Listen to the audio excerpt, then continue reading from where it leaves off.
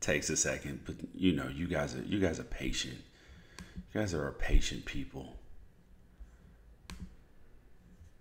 and I appreciate it. I mean, how else are we supposed to get these things done?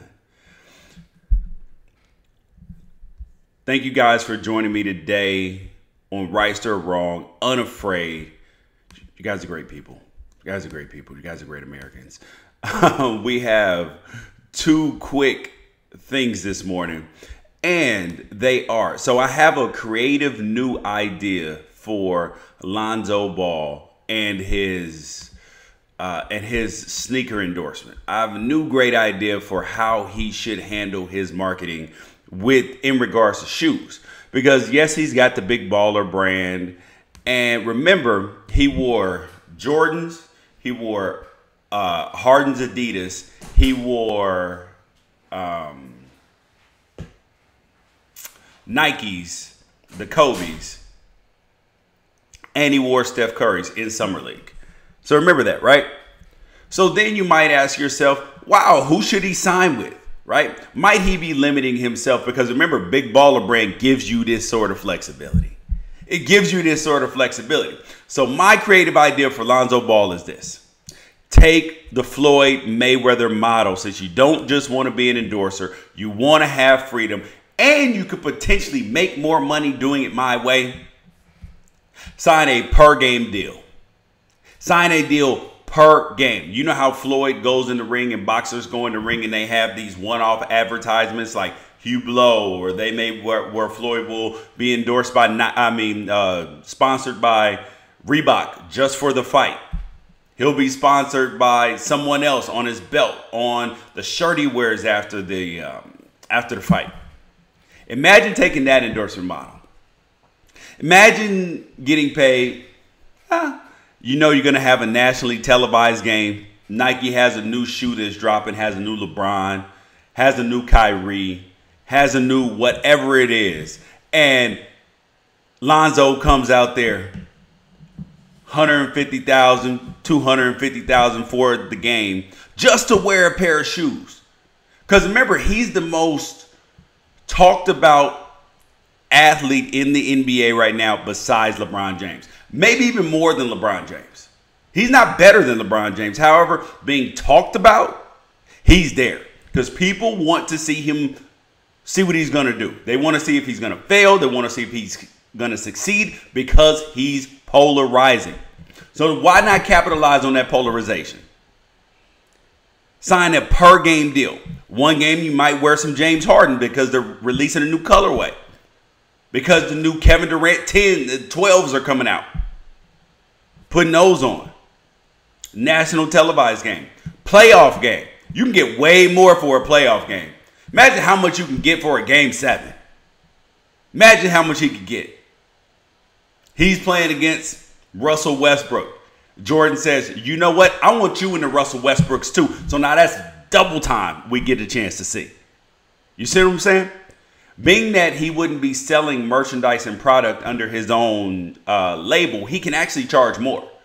Because remember, guys like LeBron, Kyrie, Russell Westbrook, Paul George, James Harden, Steph Curry, who have their own signature lines and brands, they get a cut off of every shoe that's sold. Every shoe that's sold. So Lonzo wouldn't have that ability, but he could charge more. And he'll give himself flexibility with his big baller brand while that grows into a huge company. He'll have flexibility with what shoes he wears, getting a chance to express himself personally. Now that's a new deal. Now that's a new model. And then he still has the ability to be paid for commercials. And imagine the creativity that you could use in commercials with Lonzo Ball. You could have him barefoot out there playing, and you give him a pair of Reeboks. You give him a pair of Adidas. You give him a pair of Nikes. You give him a pair of Under Armours. Advertisers could get creative with that. You remember, we're watching Lonzo Ball, who is doing something that players have never done.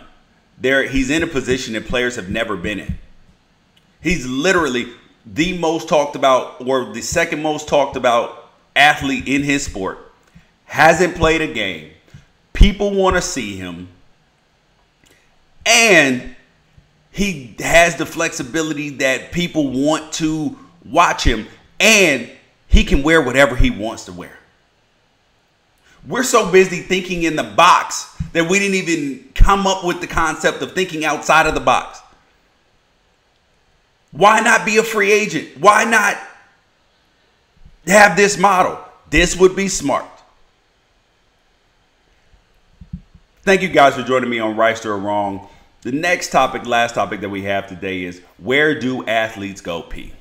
I know we've been serious the last few days, but I put up a funny little article that I read on ESPN on my Twitter page. Where do they go pee, you might ask? Well, because remember, when nature calls, we are subject to whatever's calling. So you might have, I've been in games where I've had to go super bad. I mean, like insanely bad. Because remember, you are an athlete. You are drinking tons and tons of water, Gatorade, all type of stuff, to pickle juice, whatever, to keep you hydrated. And it's got to come out eventually. So I've been on the field where I've been hurting. I'm a player, you know, I could like to consider myself a very cleanly person. So I've run to the bathroom in the stadium when there has been an appropriate time. Try not to let myself get too bad. But I've also known players, like if you get on a 12-play drive and you have that problem, I've known multiple players who have peed on themselves. Multiple players. Tour de France cyclists, they're cycling all over the place. What do? They pull over to the side of the road, they take a leak, because there's bathrooms everywhere if you're a man. Bathrooms everywhere. I read about Jared Weaver. Pitcher, when he was pitching with the Angels, 3 outs from a no-hitter. He runs in the clubhouse to go pee. He's got to go pee. Because when nature calls, you are its slave. You have no choice. You have to go. Then they got me thinking. And it probably got you thinking, what happens if it's not just the pee? What happens if it's the deuce? What happens if it's the number 2? The number 2 has to come calling too. And what do? I've known a couple players could not hold it. Could not hold it. So what do? If you're in a playoff game, what do? Known a couple players that had a heavy load because they couldn't hold it. Now imagine that. Imagine telling your kid, telling your wife, telling your mother that you did this. I wouldn't imagine that they do, but pay attention in the playoff games. When you start seeing steam coming off a player's leg and not off his head, one of them cold playoff games on a long drive, you know what that's coming from. You know what it is. Now you know what it is, at least. Well, you guys read the article. It was a lot of fun, and it was very insightful as well. Thank you guys for joining me on Wrighster or Wrong, Unafraid. Today's a quick day because got to go somewhere with the kiddos. So love you guys. Thanks for joining me. Catch you guys tomorrow.